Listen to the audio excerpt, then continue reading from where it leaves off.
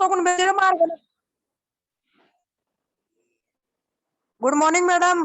Good morning, good morning, good morning ma'am. Good morning. Good morning बच्चों। Good morning ma'am. Good good morning morning ma'am. Good morning. सभी बच्चों के पास मेरी आवाज आ रही है ना? Yes ma'am. क्लियर आ रही है ना?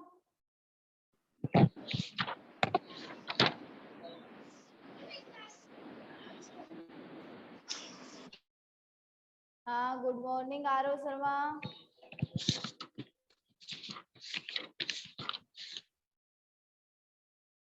आवाज ही नहीं आ रही। आवाज नहीं आ रही? आवाज तो आ रही है ना? अब आई? यस ज्योति और ध्रुव शर्मा, अनम्यूट कर दो अपने माइक को। Yes ma'am. Ma'am good morning. Good morning Abhishek Chaudhary.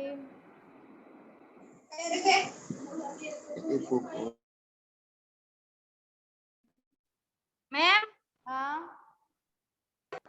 Ma'am मैं स्कूल में आ रही हूँ, आप कहाँ पे मिलोगे? तू स्कूल में आ रही है? कब आ रही है? मैम मैम स्कूल कब खुलेगी? स्कूल अभी नहीं खुलेगी। स्कूल खुल ही 2 रही तारीख को। है। स्कूल खुल रही है ना, पढ़ रही हो ना तुम्हें? 2 तारीख से तो बंद कर दी मैडम। मैम 2 तारीख को नहीं खुलेगी। मीटिंग में होती कर। कौन आ रहा है स्कूल में? अभी बोल रहे थे ना मैम मैं अभी स्कूल आ रही हूँ, कहाँ मिलोगे?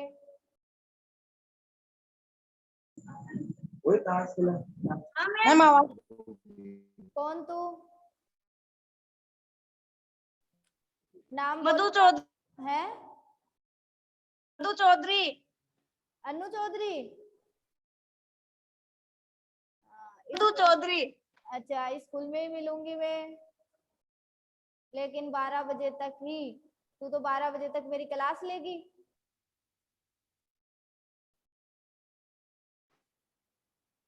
शिवानी, राजेश चौधरी, अभिषेक चौधरी, सब अपने माइक को अनम्यूट कर दो। दिव्या मीना अनम्यूट करो।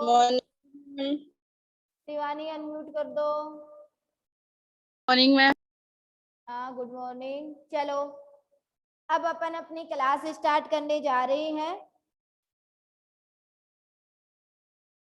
पिछली क्लास में आपने विद्युत चुंबकीय तरंग, उनके गुण, विद्युत चुंबकीय स्पेक्ट्रम और कुछ परिभाषाएं पढ़ी थी। आज अपन उसी से संबंधित टॉपिक पढ़ने जा रहे हैं, दरवे तरंग। हाँ अंकित यादव, गुड मॉर्निंग। अब अगला टॉपिक पढ़ने जा रहे हैं, दरवे तरंग बिल्कुल विद्युत चुंबकीय तरंग की विपरीत है। तो दरवे तरंग देखो, वे तरंगे जिनके संचरण के लिए माध्यम की आवश्यकता होती है, दरवे तरंग कहलाती है। विद्युत चुंबकीय तरंग में आपने किया था, वे तरंग जिनके संचरण के लिए माध्यम की आवश्यकता नहीं होती है, वो तो क्या थी? विद्युत चुंबकीय तरंग। अब देखो दरवे तरंग क्या होती है?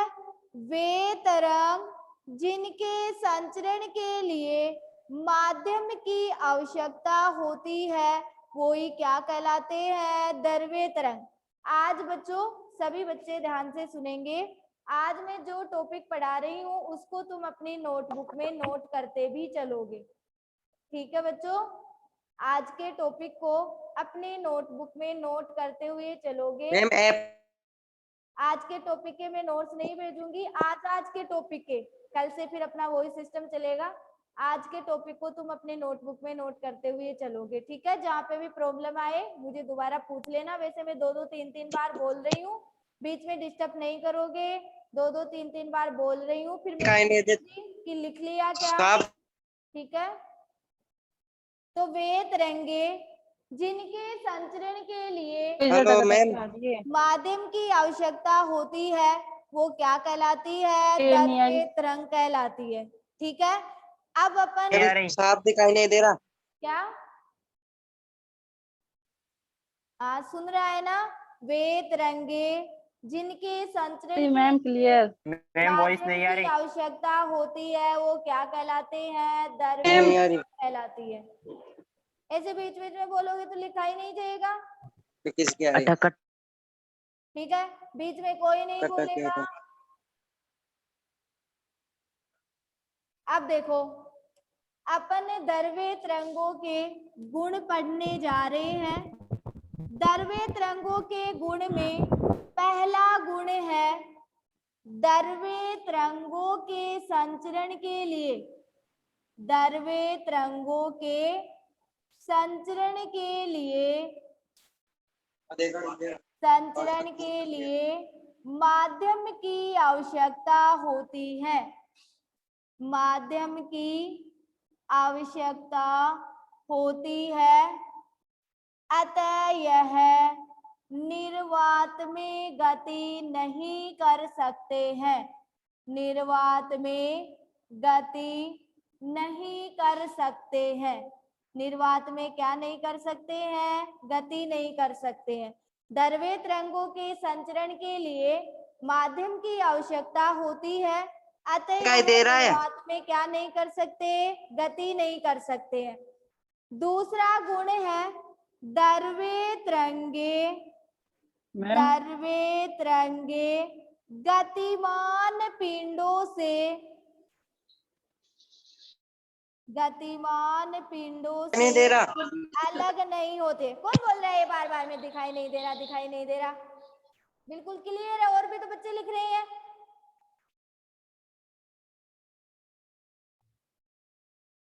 द्रव्य तरंगे गतिमान पिंडों से अलग नहीं होती है।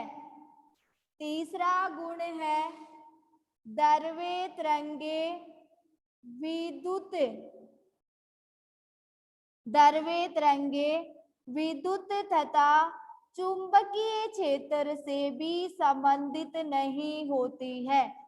चुंबकीय क्षेत्र से भी क्या नहीं होती है? संबंधित नहीं होती है। ये द्रव्य तरंगों के क्या है? गुण है। तो द्रव्य तरंगों, अब जो बच्चे नोट कर रहे हैं मैं दोबारा रिपीट कर रही हूँ। द्रव्य तरंग की परिभाषा मैंने बताई, वे तरंगे जिनके संचरण के लिए माध्यम की आवश्यकता होती है, क्या कहलाती है? द्रव्य तरंग कहलाती है। सभी बच्चों ने द्रव्य तरंग की परिभाषा नोट कर ली क्या? सभी बच्चों ने द्रव्य तरंग की परिभाषा नोट कर ली? अरे यस या नो? ध्रुव शर्मा, स्क्रीन बिल्कुल क्लियर है? ठीक है, चलो ठीक है, तुम समझते ही चलो। मैं टक क्या दिए? हाँ, मैं नोट्स ही भेज दूंगी, तुम समझते ही चलो। ठीक है ना? नोट मत करो, समझते चलो। ऐसे तो फिर क्लास आगे ही नहीं चलेगी। कोई कहेगा मैंने लिख लिया, कोई कहेगा नहीं लिखा। अब देखो, मैं पढ़ाने जा रही हूँ द्रव्य तरंगों के गुण, जिसमें आप पहला गुण पढ़ रहे हो। वॉइस अटक अटक के आ रही। द्रव्य तरंगों के संचरण के लिए माध्यम की आवश्यकता होती है, अतः यह निर्वात में क्या नहीं कर सकते? गति नहीं कर सकते। द्रव्य तरंगे गतिमान पिंडों से अलग नहीं होती है। तीसरा गुण है द्रव्य तरंगे विद्युत तथा चुंबकीय क्षेत्र से भी क्या नहीं होती है? संबंधित नहीं होती है। ये द्रव्य तरंगों के क्या है? गुण है। सभी बच्चों को द्रव्य तरंग की परिभाषा और उसके गुण क्लियर हो गए? फटाफट सभी को हो गए ना? हाँ, तो तुम नोट्स मत लिखना, मैं भेज दूंगी। ठीक है, मैम वॉइस ही नहीं आ रही। तुम तो समझते ही चलो, मैं भेज दूंगी। ठीक है, हाँ चलो। अब अपन विद्युत चुंबकीय तरंग व द्रव्य तरंग में अंतर पढ़ने जा रहे हैं। विद्युत चुंबकीय तरंग व द्रव्य तरंग में अंतर। सभी बच्चे ध्यान से सुनेंगे। टेबल बनाने जा रहे हैं। विद्युत चुंबकीय तरंग, विद्युत चुंबकीय तरंग व द्रव्य तरंग में अंतर। द्रव्य तरंग में अपन अंतर पढ़ने जा रहे हैं। विद्युत चुंबकीय तरंग आपने पिछली क्लास में पढ़ ली थी और द्रव्य तरंग अपन अब पढ़ने जा रहे हैं। तो जो बच्चे रेगुलर क्लास ले रहे हैं और पढ़ रहे हैं उनको तो पता भी है कि विद्युत चुंबकीय तरंग क्या होती है और द्रव्य तरंग क्या होती है। द्रव्य तरंग मैंने अभी अभी पढ़ाई है, वो तो अंतर भी पहचान लेंगे। तो देखो टेबल बना रहे हैं। ये तो क्या हो गई, क्रम संख्या, ये हो गई विद्युत चुंबकीय तरंग, विद्युत चुंबकीय तरंग। हाँ कौन बोल रहा है ये? और ये क्या है, द्रव्य तरंग। ये पढ़ाने के बाद में मैं प्रत्येक बच्चे को पूछूंगी भी कि मैंने क्या पढ़ाया है। विद्युत चुंबकीय तरंग और द्रव्य तरंग। देखो बच्चों, पहला पॉइंट वो का वही परिभाषा का है। विद्युत चुंबकीय तरंगों के संचरण के लिए माध्यम की आवश्यकता नहीं होती है, अतः यह निर्वात में गति कर सकते हैं। निर्वात में क्या कर सकते हैं, गति कर सकते हैं। देखो क्रॉस का मतलब है नहीं और इसका मतलब है हाँ। तो विद्युत चुंबकीय तरंगों के संचरण के लिए माध्यम की आवश्यकता नहीं होती है, अतः यह निर्वात में क्या कर सकते हैं, गति कर सकते हैं। इसका विपरीत बना दो, द्रव्य तरंगों के संचरण के लिए माध्यम की आवश्यकता होती है और यह निर्वात में क्या नहीं कर सकते हैं, गति नहीं कर सकते हैं। तो जिसके लिए माध्यम आवश्यक नहीं होता और निर्वात में गति कर सकते हैं, वो तो तरंग कौन सी होती है, विद्युत चुंबकीय तरंग। जिनके लिए माध्यम आवश्यक होता है और निर्वात में गति नहीं कर सकते, वो कौन सी तरंग होती है, द्रव्य तरंग। दूसरा अंतर अपन पढ़ने जा रहे हैं। विद्युत चुंबकीय तरंग विद्युत क्षेत्र व चुंबकीय क्षेत्र से संबंधित होती है। कल परसों मैंने आपको शनिवार की क्लास में ऐसे डायग्राम बना के बताया था कि ये तो कौन सी तरंग है, विद्युत, और ये कौन सी तरंग है, चुंबकीय तरंग। तो बताओ विद्युत चुंबकीय तरंग विद्युत क्षेत्र और चुंबकीय क्षेत्र से क्या होती है, संबंधित होती है। तो विद्युत चुंबकीय तरंग विद्युत क्षेत्र व चुंबकीय क्षेत्र से संबंधित होती है और जो द्रव्य तरंग होती है वह विद्युत क्षेत्र व चुंबकीय क्षेत्र से क्या नहीं होती है, संबंधित नहीं होती है। तीसरा अंतर है, विद्युत चुंबकीय तरंगों का वेग प्रकाश के वेग के बराबर होता है। विद्युत चुंबकीय तरंगों का जो वेग है वो किसके वेग के बराबर होता है, प्रकाश के वेग। प्रकाश का वेग मैंने आपको बताया। कौन बोल रही है?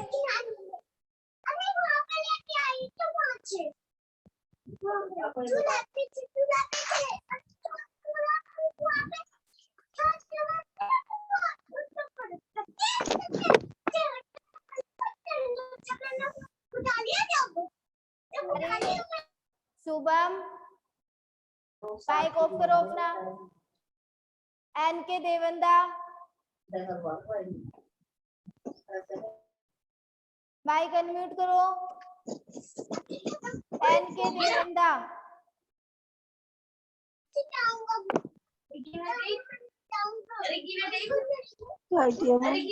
अरे इतने पागल बच्चे कौन क्लास ले रहे हैं ये?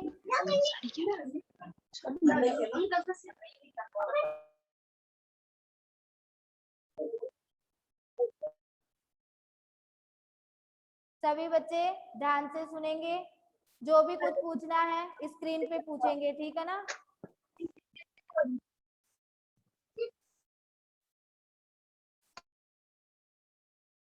चलो, विद्युत चुंबकीय तरंगों का वेग प्रकाश के वेग के बराबर होता है। बच्चों, प्रकाश का वेग मैंने बताया था 3 × 10⁸ मीटर प्रति सेकंड, और द्रव्य तरंगों का वेग प्रकाश के वेग से कम होता है। द्रव्य तरंगों का जो वेग है वो प्रकाश के वेग से क्या होता है, कम होता है। विभिन्न द्रव्य तरंगों का वेग भिन्न भिन्न होता है। विद्युत चुंबकीय तरंगों का तो वेग प्रकाश के वेग के बराबर था, और द्रव्य तरंगों का वेग प्रकाश के वेग से क्या होता है, कम होता है। और विभिन्न विभिन्न द्रव्य तरंगों का वेग भी क्या होता है, भिन्न भिन्न होता है। द्रव्य तरंग और विद्युत चुंबकीय तरंगों के अंतर में चौथा पॉइंट है, विद्युत चुंबकीय तरंगों की जो तरंगदैर्घ्य होती है वह h/mc होती है, जहां पे लेमडा का मतलब तरंगदैर्घ्य है, h का मतलब प्लांक स्थिरांक है, m का मतलब इलेक्ट्रॉन का द्रव्यमान है, और c का मतलब प्रकाश का वेग है। तो विद्युत चुंबकीय तरंगों की जो तरंगदैर्घ्य होती है वह क्या होती है, h/mc। मैंने तरंगदैर्घ्य की परिभाषा बताई थी, दो क्रमागत तरंगों अथवा गर्तों के मध्य की दूरी को ही क्या कहा जाता है, तरंगदैर्घ्य कहा जाता है। द्रव्य तरंगों की जो तरंगदैर्घ्य होती है वह h/mv होती है। अंतर इतना ही है, यहाँ पे प्रकाश का वेग c लिया गया है, और यहाँ पे c के स्थान पर क्या लिया गया है, v लिया गया है। तो ये तो विद्युत चुंबकीय तरंगों की तरंगदैर्घ्य है, और ये किसकी तरंगदैर्घ्य है, द्रव्य तरंगों की। पांचवा अंतर है, इनमें विद्युत चुंबकीय तरंगों में ऊर्जा क्वांटीकृत होती है। ऊर्जा क्या होती है, क्वांटीकृत, और इनमें ऊर्जा क्वांटीकृत नहीं होती है, यानी उनमें ऊर्जा का संचरण होता है और इनमें नहीं होता। क्वांटीकृत का मतलब है छोटे छोटे पैकेटों में टूटना। तो इनमें तो ऊर्जा क्वांटीकृत होती है, और द्रव्य तरंगों में ऊर्जा क्या नहीं होती है, क्वांटीकृत नहीं होती है। ध्रुव शर्मा, तुम्हारी तरफ ही नेटवर्क की प्रॉब्लम है, ठीक है। ये लड़का किसे चेट कर रहा है, भवेश? अरे तुम इतने हरामी कैसे हो रहे, पढ़ाई में तो ध्यान है नहीं तुम्हारा, एक दूसरे से चेट करते रहते हैं।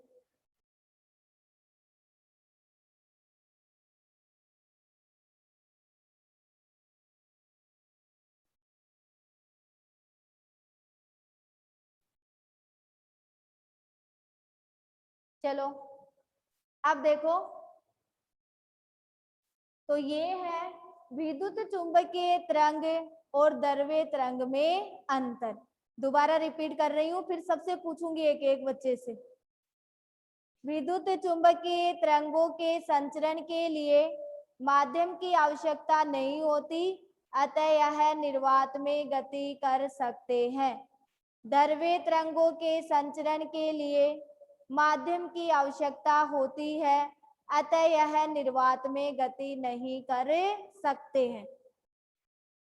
विद्युत चुंबकीय तरंग विद्युत क्षेत्र व चुंबकीय क्षेत्र से संबंधित होती है, और द्रव्य तरंग विद्युत क्षेत्र व चुंबकीय क्षेत्र से संबंधित नहीं होती है। सभी विद्युत चुंबकीय तरंगों का वेग प्रकाश के वेग के बराबर होता है। द्रव्य तरंगों का वेग प्रकाश के वेग से कम होता है। विभिन्न द्रव्य तरंगों का वेग भिन्न भिन्न होता है। विद्युत चुंबकीय तरंगों की तरंगदैर्घ्य h बटा mc होती है। द्रव्य तरंगों की तरंगदैर्घ्य h बटा mv होती है। विद्युत चुंबकीय तरंगों में ऊर्जा कवांटीकृत होती है और द्रव्य तरंगों में ऊर्जा कवांटीकृत नहीं होती है। सभी बच्चों को विद्युत चुंबकीय तरंग और द्रव्य तरंगों में अंतर क्लियर हो गए क्या?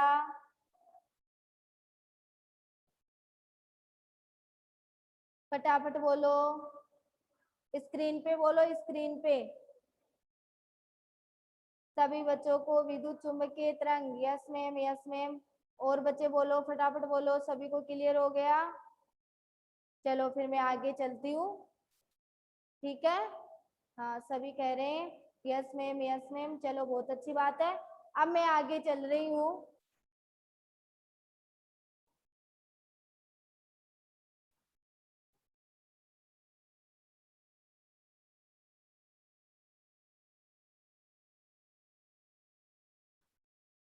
शिवानी, कवांटीकृत का मतलब है छोटे छोटे पैकेटों के रूप में। ओके शिवानी,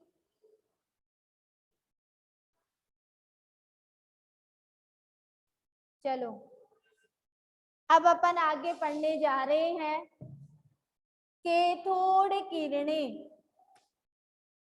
कैथोड किरणें व एनोड किरणों की विशेषताएं। सबसे पहले अपन पढ़ने जा रहे हैं कैथोड किरणों की विशेषताएं।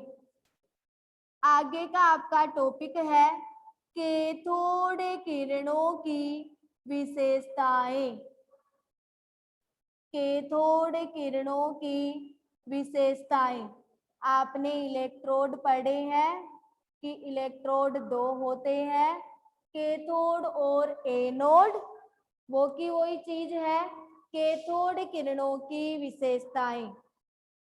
कैथोड किरणों की विशेषताओं में पहली विशेषता अपन पढ़ने जा रहे हैं। देखो, पहली विशेषता है कैथोड किरणें कैथोड से आरंभ होकर, किससे प्रारंभ हो रही है? कैथोड से।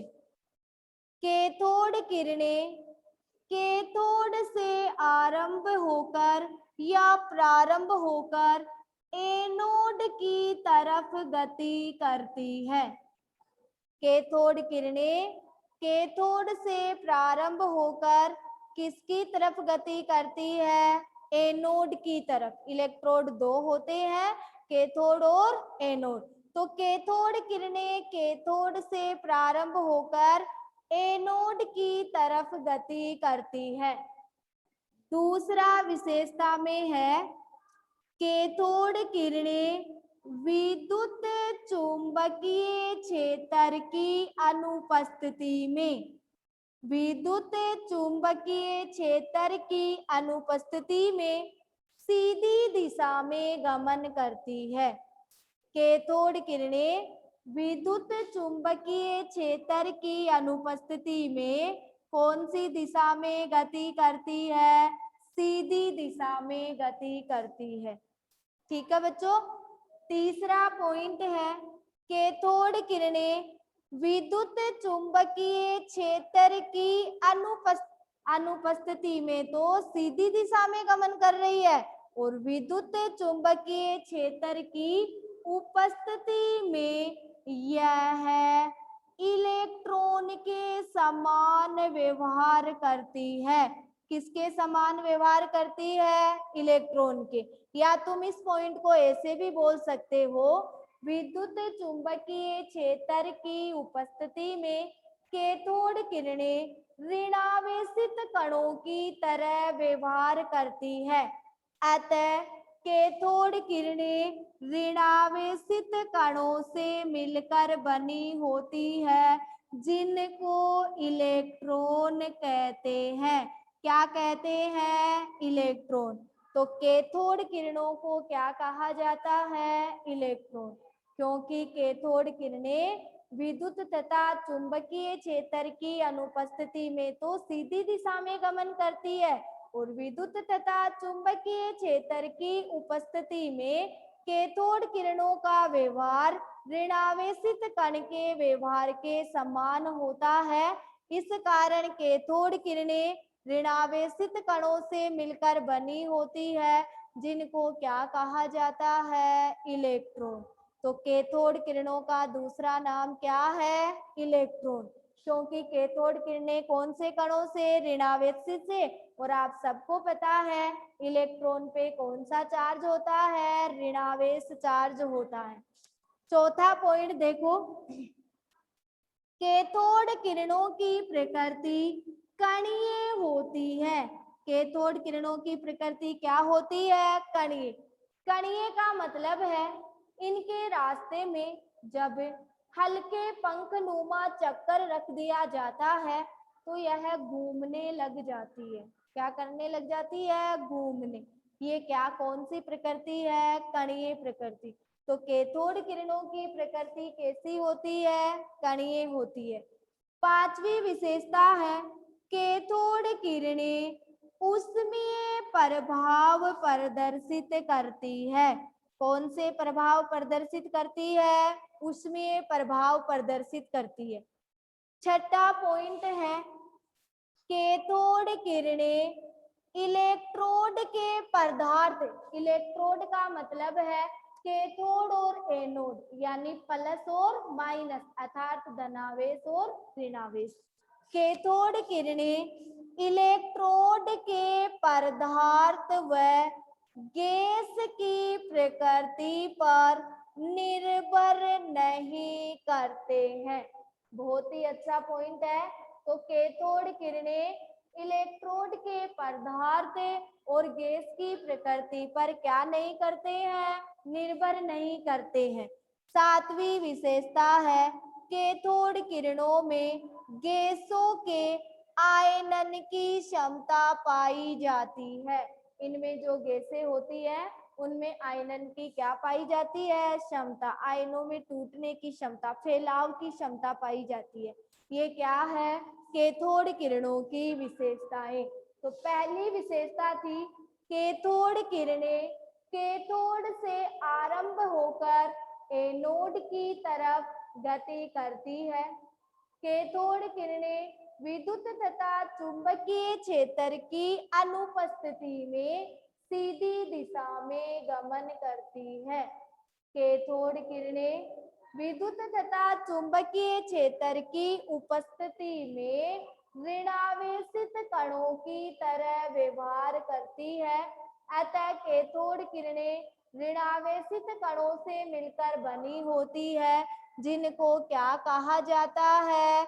इलेक्ट्रॉन कहा जाता है। कैथोड किरणों की प्रकृति कैसी होती है? कणीय होती है। कैथोड किरणें कौन सा प्रभाव प्रदर्शित करती है? ऊष्मीय प्रभाव। कैथोड किरणों में गैसों के आयनन की क्या पाई जाती है? क्षमता पाई जाती है। कैथोड किरणें इलेक्ट्रोड के पदार्थ और गैस की प्रकृति पर क्या नहीं करते हैं? निर्भर नहीं करते हैं। ये कैथोड किरणों की क्या है? विशेषता। सभी बच्चों को कैथोड किरणों की विशेषता क्लियर हो गई? फटाफट बोलो, फटाफट बोलो, फिर एनोड किरणों की ओर पढ़ाऊं।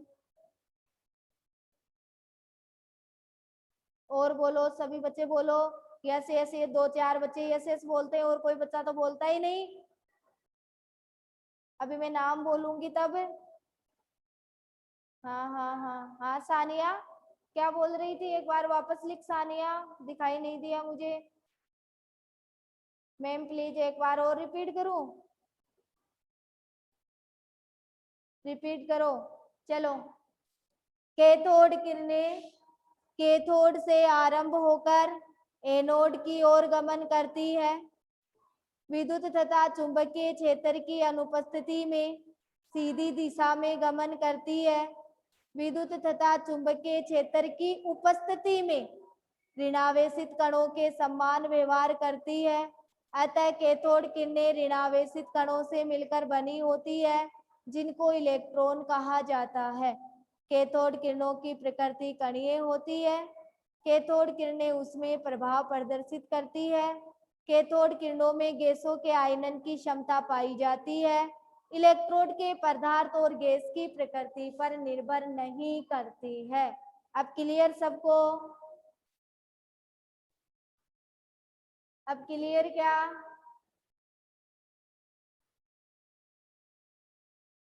हाँ, सानिया कह रही है यस। आगे बोलो और एक बार रिपीट। कौन करवाया था उसको क्लियर? पवन था। पवन क्लियर? अब पवन क्लियर हो गया क्या? अब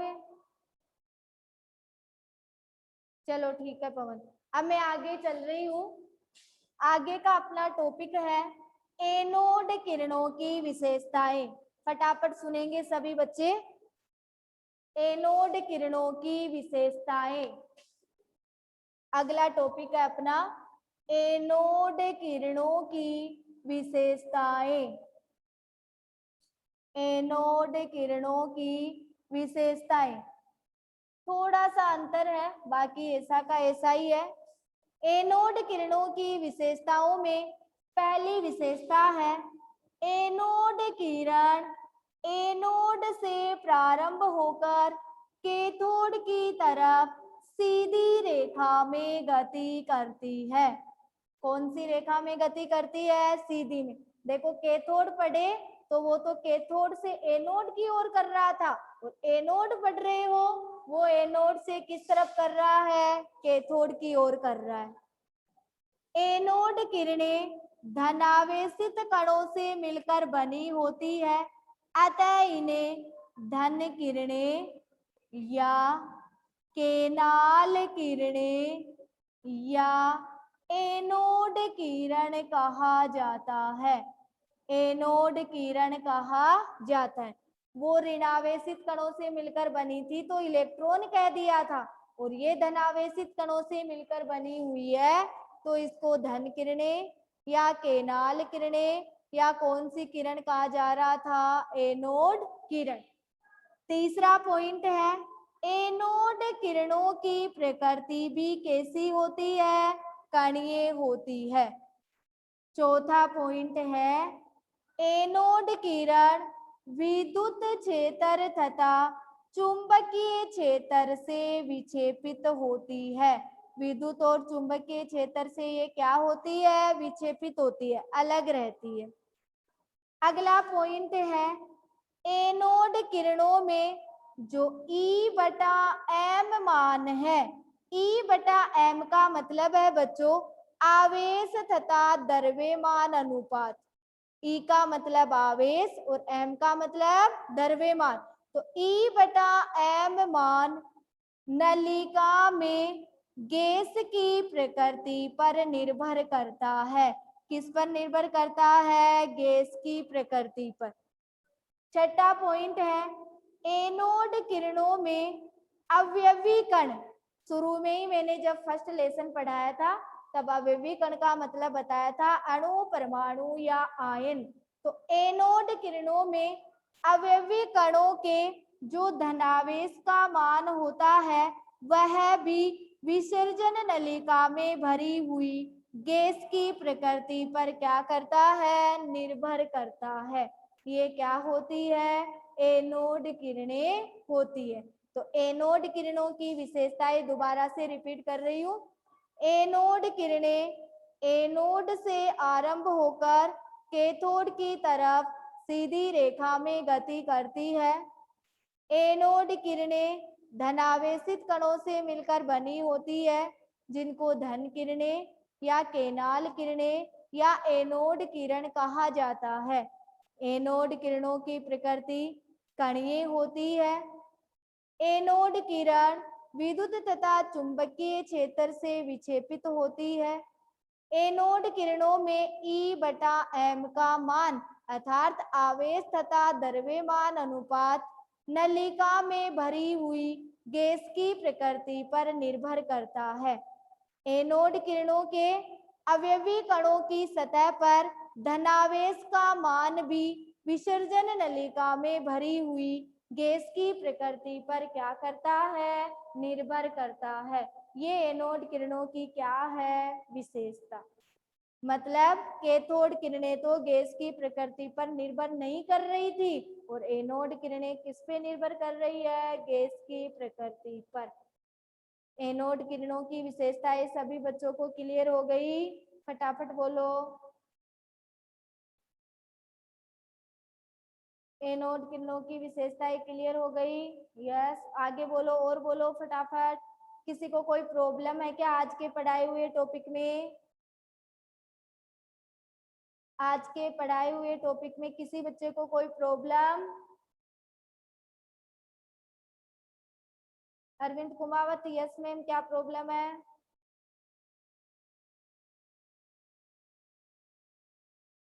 अरविंद कुमावत, नो मैम। अच्छा तू यस उसके लिए बोल रहा था कि मुझे समझ में आ गई। चलो कोई प्रॉब्लम नहीं है ना।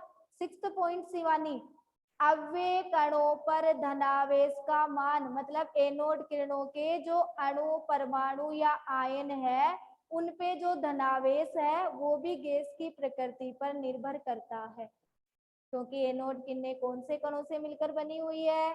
धनावेशित कणों से। ओके शिवानी? हाँ ज्योति गुजर, नो प्रॉब्लम, बहुत अच्छी बात है। ओके शिवानी, तो आज आपकी क्लास में 4 टॉपिक हुए हैं। द्रव्य तरंगे, द्रव्य तरंग और विद्युत चुंबकीय तरंगों में अंतर, कैथोड किरणों की विशेषताएं और एनोड किरणों की विशेषताएं। यहाँ तक आज आपके पास नोट्स पहुंच जाएंगे। शिवानी 6ठा पॉइंट क्लियर हो गया? फटाफट बता शिवानी, क्लास एंडिंग होने वाली है। 6ठा पॉइंट क्लियर हो गया क्या शिवानी? चलो ठीक है, अब अपनी क्लास एंडिंग करने जा रहे हैं। कल की नेक्स्ट क्लास में मिलेंगे। यहाँ तक कि तुम्हें नोट्स मिल जाएंगे। हाँ अंकित यादव, बाय।